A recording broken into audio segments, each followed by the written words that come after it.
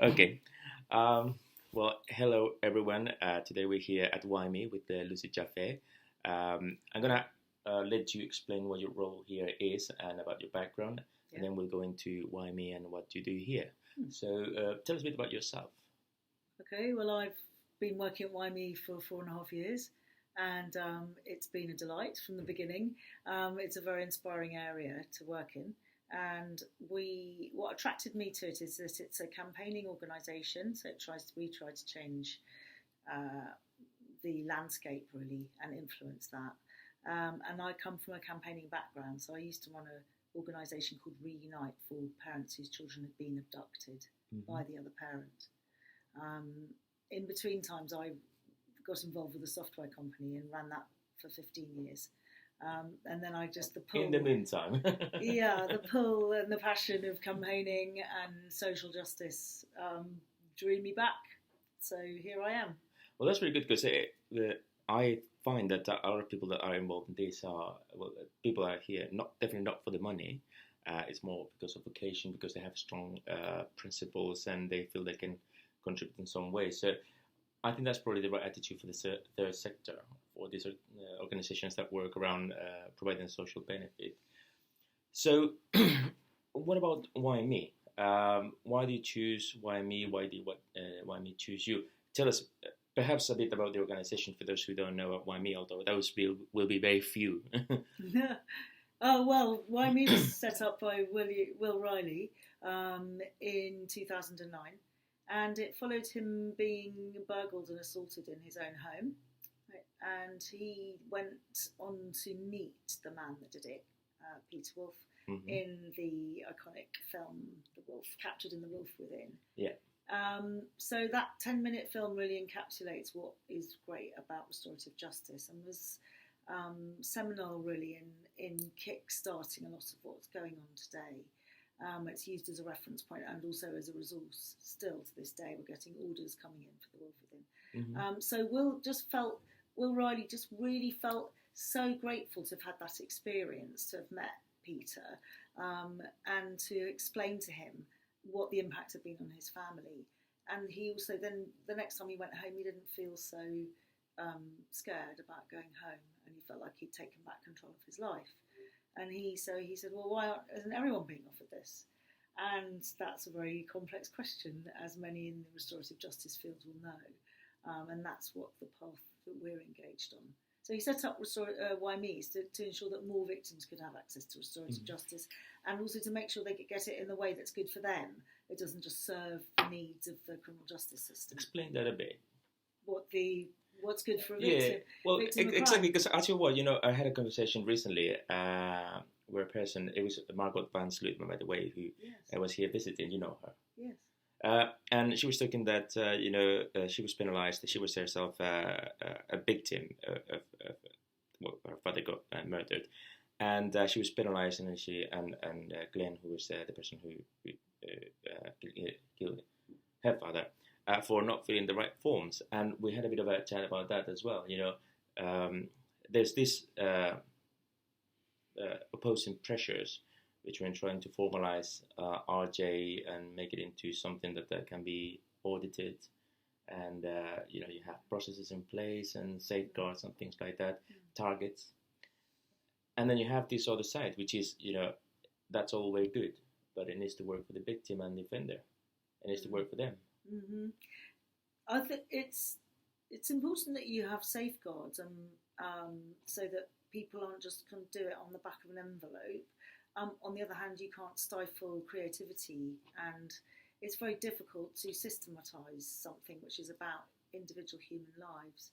So for some people, they might want to meet somebody straight away. If their handbag's snatched and they catch somebody, they might say, I want restorative justice now on the streets almost. Whereas if somebody else may not be able to face up for that for several years, but then want to pursue it. Mm-hmm. So we have a challenge to get it. If you don't put it in the system, it's very, very difficult to make it happen. Yeah. So we have to look at trigger points within the criminal justice system for referrals to be made automatically. But it also needs to be a place where victims can come at any time for any crime and say, I want restorative justice. So at Why Me, what we're looking at being is the national centre where victims can come and can ring us at any time about any crime and say, I'd like to restorative justice to be considered for my case. I want to meet the person who harmed me. And then we can act as we can refer on, or we can take the case on ourselves. Because we feel that mostly local services are going to be established in order to cater for the cases which come up as part of the criminal justice process. So that's processing an offender, is not processing a victim. Well, that's right, because a lot of these centres, which are set up by PCCs, for example, are there to take referrals directly from the police and not very much else. So not to be approached by victims directly or perhaps offenders, just by having that sort of referral. So what sort of initiatives, what are you doing to in that direction to enhance that?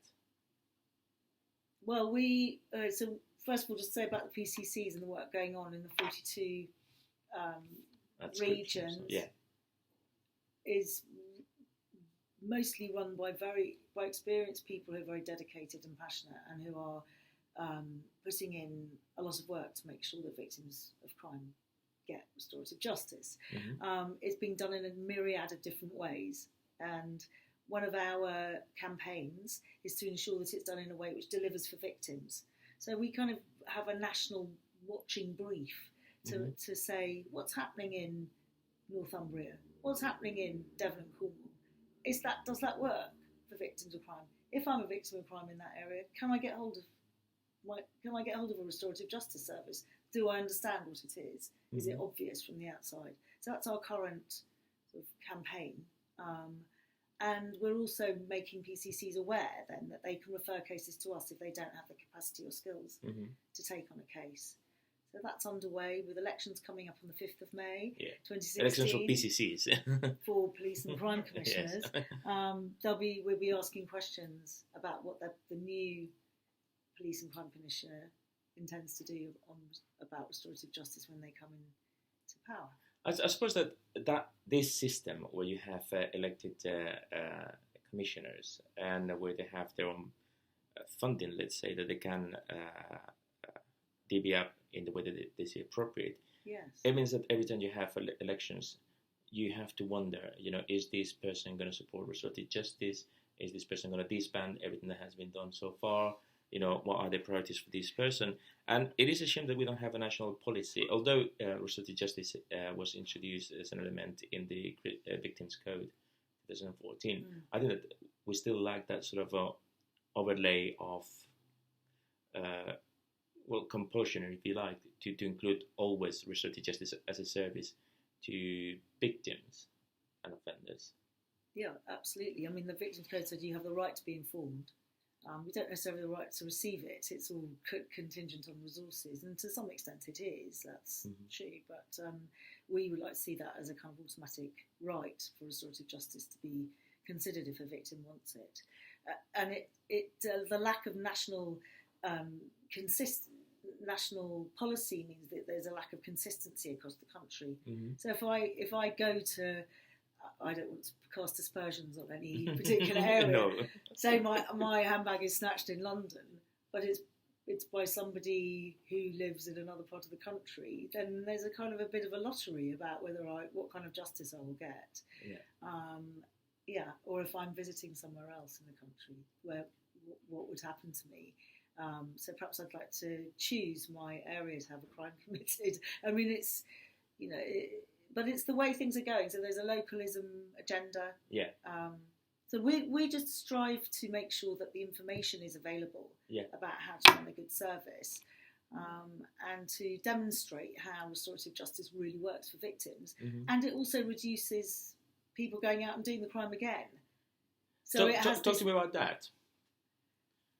Well, the attractiveness for a police and crime commissioner and anybody commissioning services is that you heal the victim, or you allow some healing to occur, and you get questions answered. But at the same time, the person who did it gets this kind of drop, which Peter Wilf talks about, the man who attacked Will originally and is now a professional restorative justice spokesperson.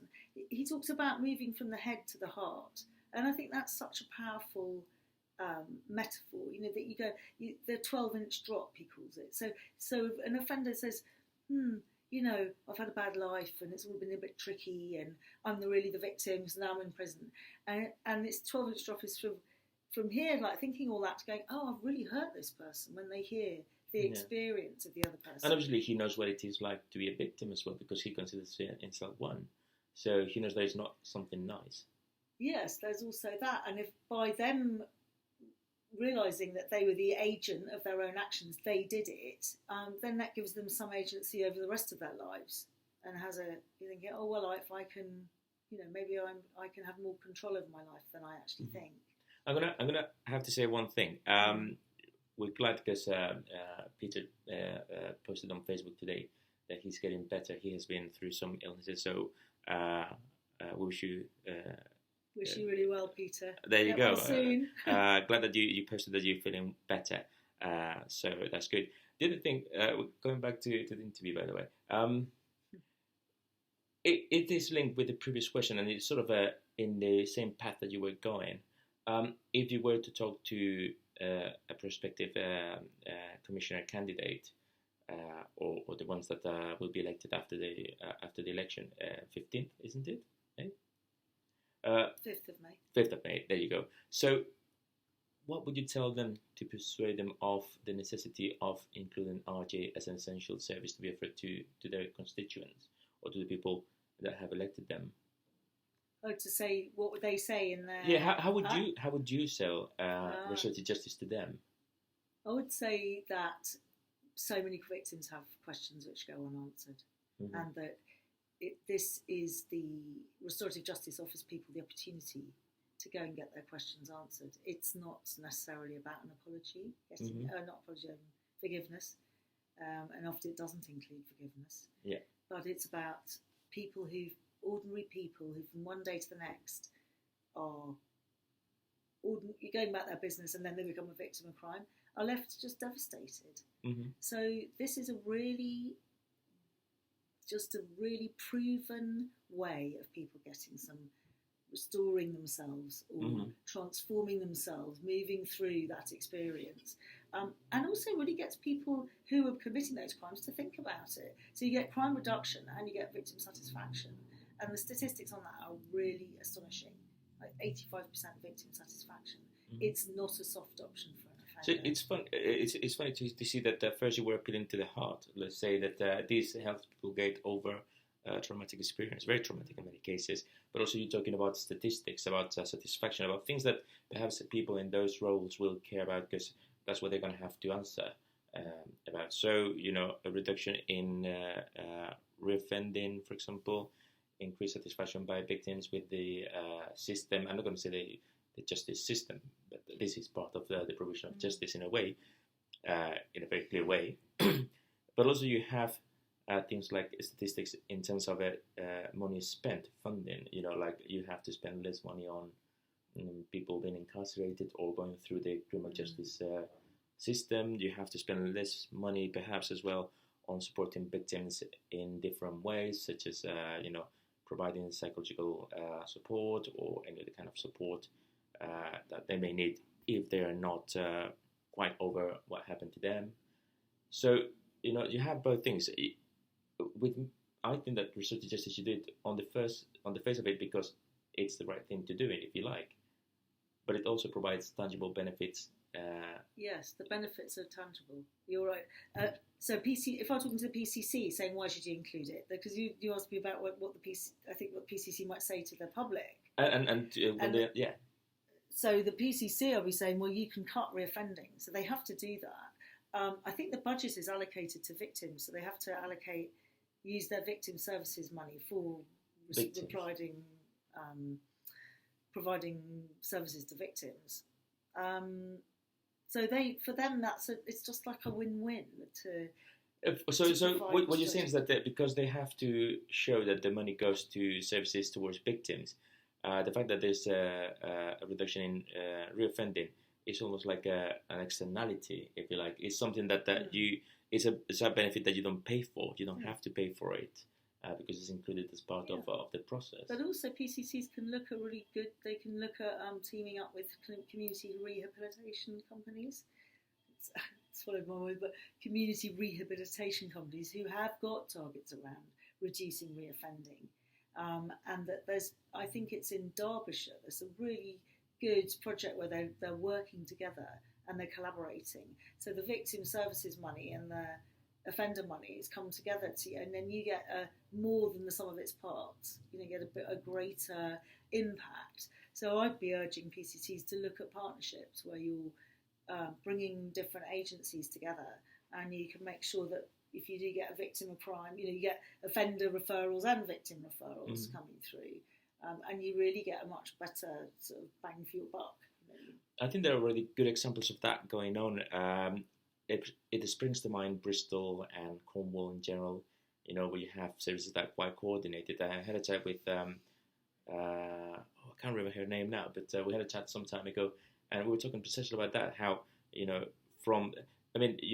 have different entry points, but in this case with restorative justice, you have multiple benefits in different planes just from having someone undergo this sort of process, get over crime, get over a criminal life, and that sort of thing. Mm-hmm. So that's very interesting because there's some areas where that's already been done, and I think that very successfly as well. Mm.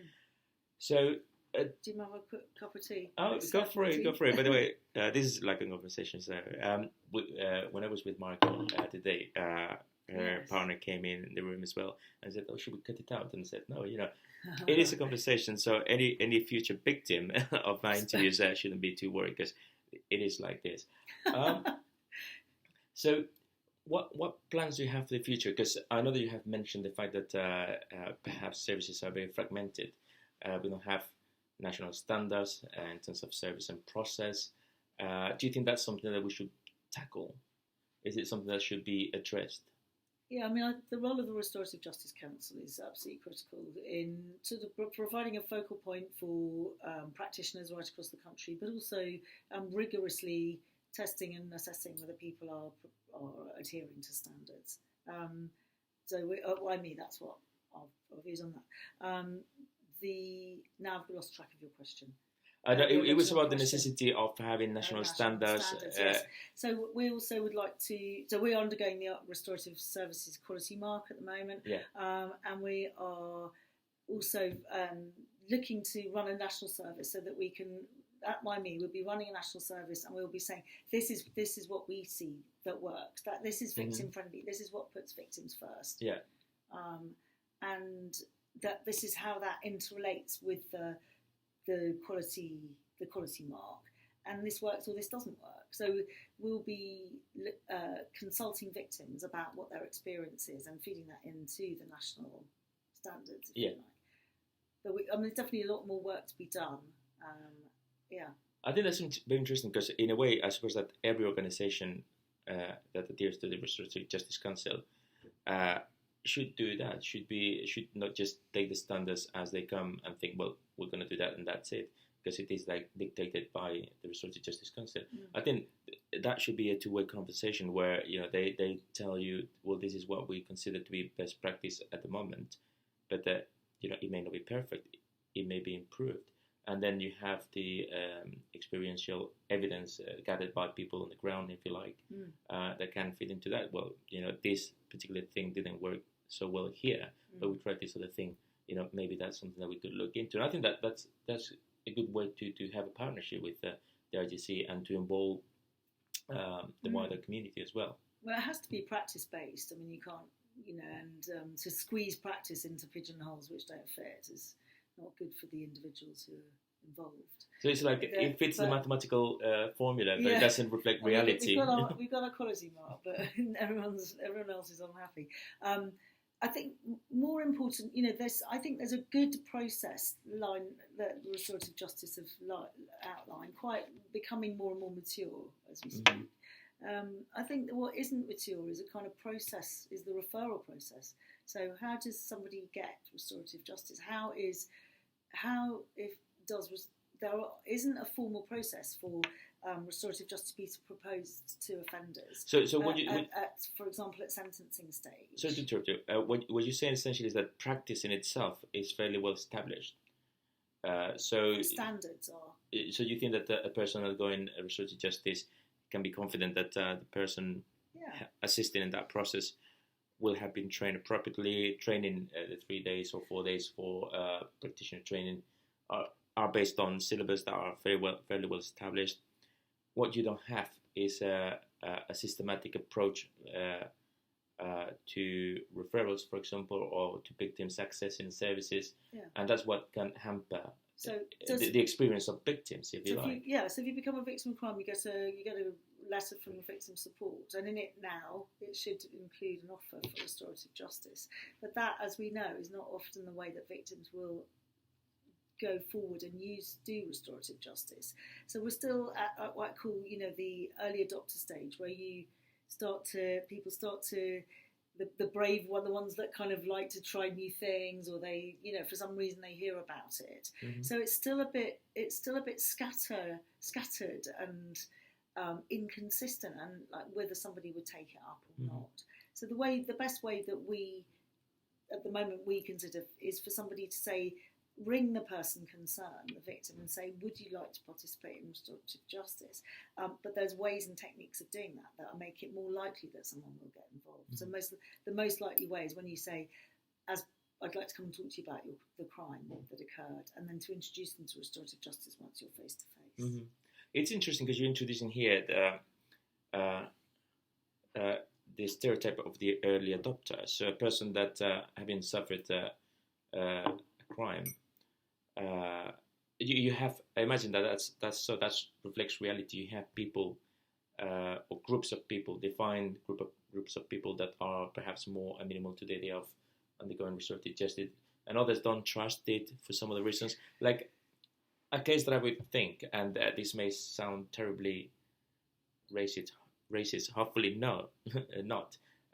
You have like immigrant communities who may not trust the system, and therefore react negatively to being approached by anything that they might perceive to be the system, even as the system is trying to help them. There might be an element of mistrust. Whereas you have other people who might be more comfortable with the way they intuit in society, and they trust system and organizations. And my thing, they're here to help me, not to do anything wrong to me. So is that possibly something? I don't know if I can specifically. I think what I'd say is that there's a group of people. There tends to be people with more time who've got time to go and do that, or who've known somebody who's done it, who've got prior knowledge of it, who agreed to go and do it. But I don't have a systematic review of who those people are. I think what we need to move from, though, is from individuals who are lucky enough to get hold of it or be offered it, and kind police officers or interested, individuals who are just so motivated. So amongst restorative justice practitioners, that people who really put themselves out, spend a lot of time and money of their own time going around trying to making cases work. We need to make it all this part of a system, so it's not like a lucky dip. Okay, yeah.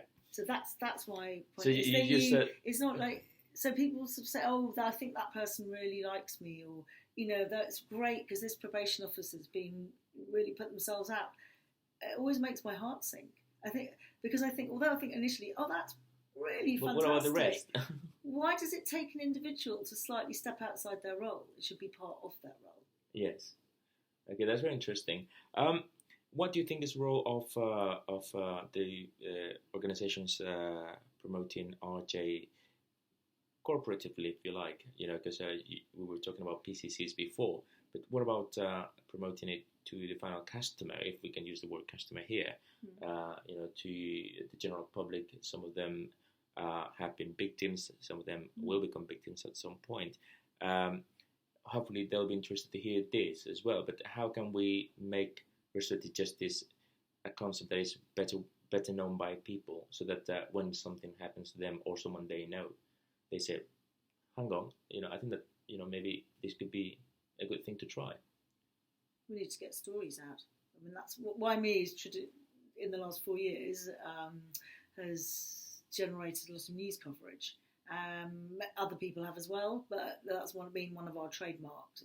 So we've taken people's stories and promoted them. So, I mean, the last one was the case where the Colas spoke out about the assault in their home and about their experience of restorative justice. Oh, yeah. And it got something, I mean, it reached That's on your website, by the way. 23 million. Yeah. Mm-hmm. So our website's got all that. So we're very grateful to them, because by them speaking out, there's a huge impact. That, you know, to say, well, why would you do that? You know, to explain why they did it and what they got out of it. So that's been really powerful.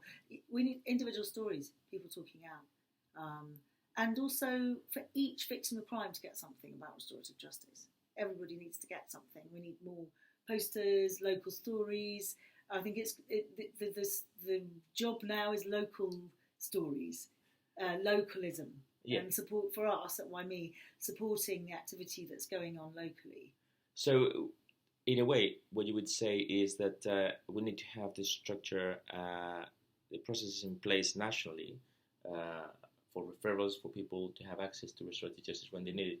But then the task of promoting the idea of restorative justice falls down to local organizations that are perhaps known within their communities and trusted as well. Yeah. So you need local people, you need champions locally, stories in the local paper. You know, because if people are doing it locally, running restorative justice services locally, they should be getting those stories in the newspapers. Oh, newspapers are a bit out of date now. Online, some way in which people can know about it. And I, you know, there's many different ways of targeting different audiences. So that's another thing that we specialise in. Well, to be honest, because I spend so much time navigating the interwebs, or whatever it's called, I do see a lot of stories. I did read your story as well on your website. Very good website, by the way. Just go into it. I'll include a link. And I think one of them as well is on the Restorative Forum anyway. But I have seen a lot of things, and generally it's positive. You have a lot of journalists reporting on these cases very favourably. I wouldn't want to say favourably. They just report that, you know, something happened and it was good for the victim, perhaps for the offender as well, and it had these or other consequences. But sometimes you have as well, you know, people who you clearly see have a slant against restorative justice, and you persistently read headlines such as, you know, offender gets away with a slap on the wrist and things like that. And I think, I mean, it's not because I am in this sector, but it looks like a misrepresentation of what actually happens. There's a lot which rides on the skill of the facilitator.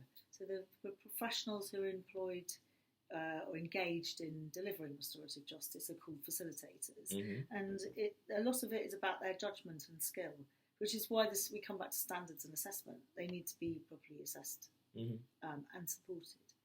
So they judge when it's the right time to bring people together, and they judge when it's right to how to run the meeting and to manage people's expectations.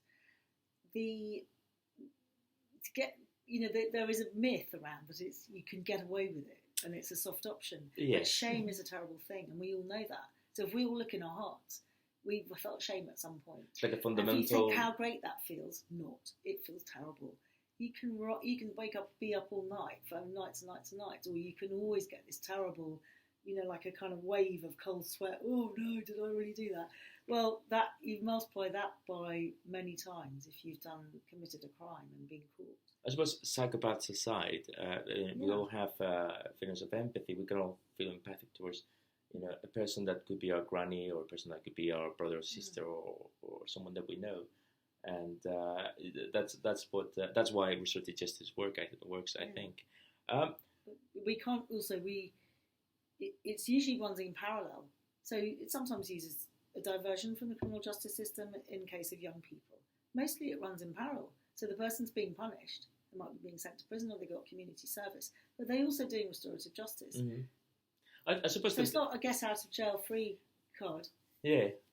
I have another question in my mind that I want to ask you later, but I want to go into that. You know, for example, young people. I suppose that restorative justice has been employed more widely in cases of young offenders.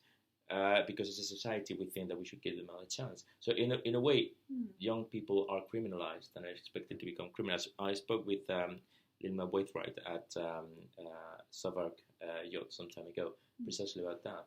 Young people are criminalized or presumed criminal. But at the same time, with restorative justice, what you do is realize what you've done.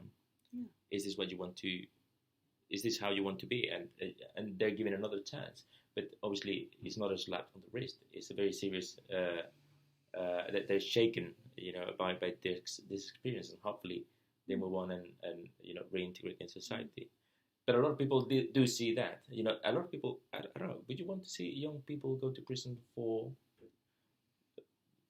I think it's a harder one to argue.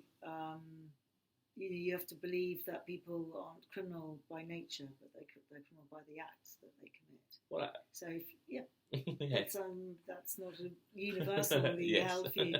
So, and I think the thing that I think is most compelling about using restorative justice in those instances where you divert someone from crime, you don't give them a criminal justice record, is that often that person might be in the community that those young people are in, and then they see them in the street. And in fact, I've met one mother who said it was about her son being bullied. She said, I knew the lads, but it was very difficult for me to go up and talk to them. So restorative justice conference allowed me to meet them and talk to them and talk to their parents, and it broke down that awkwardness and that anger. And I thought that was the most compelling argument, really, because there was a material benefit for her. So now she walks out of her house, she talks to them, they know that she knows, and it's more out in the open. And resources were not wasted trying to bring that to the criminal justice system. I think that's compelling for the criminal justice system. I'm not sure about the public at large. Okay. Another question related to what we were talking about, the portraying of restorative justice in the press, is that because of the elections, because commissioners are elected these days, I think that unfavorable reporting of restorative justice in the press, when I'm talking about the press, I'm talking about generally communications, can affect the way people, like when we get national elections and every candidate is tougher on crime than the next, and there's sort of a build-up of or an arms race when it comes to I'm going to be tougher on crime, I'm going to have tougher sentences for this and that, and it looks like they think that the public likes that, they like a tough on criminals stance, but I think that they're confused with what that stance is. First thing, because they often think that restorative justice is a soft touch themselves. They think that. The other thing as well is that they think that being tough is sending people to prison and locking them away, and that's it, and that's kind of getting rid of the problem, whereas that's just deferring the problem and creating a new one. Yeah, I mean, we tend not to get involved in punishment debates. It's because what we see is restorative justice kind of run in parallel. And so if somebody commits a crime and they get committed to prison, for example, we can still do restorative justice. So our focus is on the victim, what's best for the victim. So if the victim is best for the victim to go and meet them and talk about the crime and get some answers, the punishment's pretty immaterial. Okay. Well, that's a very good point. I mean, we constantly bringing it back to the victim. Yeah. Because the debate is usually often around the punishment. Yeah. See? I mean, we have to counter.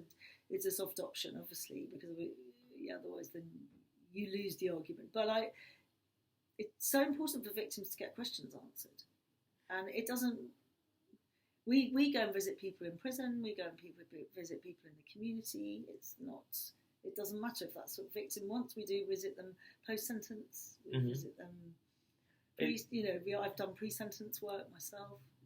In a way, you have organisations and people that support victims in one side, and then you have people like case officers who are supposed to guide offenders through the process and sort of support them on the other side. And restorative justice, what it does is that brings both together. It doesn't. I mean, it does sound better to say we're here and we do it for the victim, but in actual fact, you do it. The motivation might be the victim, but the benefit, I think, spreads wider.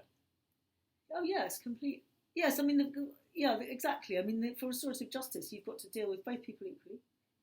Yeah, so that we're absolutely clear about that. So if someone comes to us for restorative justice, offender or victim, we will deal with them equally. Because if you don't, then you disrespect the other person. Mm-hmm. So if we say to a victim, oh, you know, we're going to give you better treatment, then we devalue the process as a whole.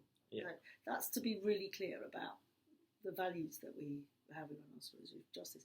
But then you have to look at all the other people who are involved. So the victim has their family, their friends, their community, who are all affected by the crime because that person's traumatised or they worry their house is going to get broken into, whatever it is. And then the offender as well, you know, their family, their friends. So it can have very fantastic ripple effects, which saves us all the community money and time, you know, and worry and stress. I think that's a very good way to define the benefits of restorative justice. It's just beyond the two people involved as well. Just to finish off, what do you expect or what do you hope for in the near future in terms of restorative justice and how it's going to be, you know, now that we have the elections, but also, you know, there are different developments not directly related to having new commissioners. What are your hopes for the future?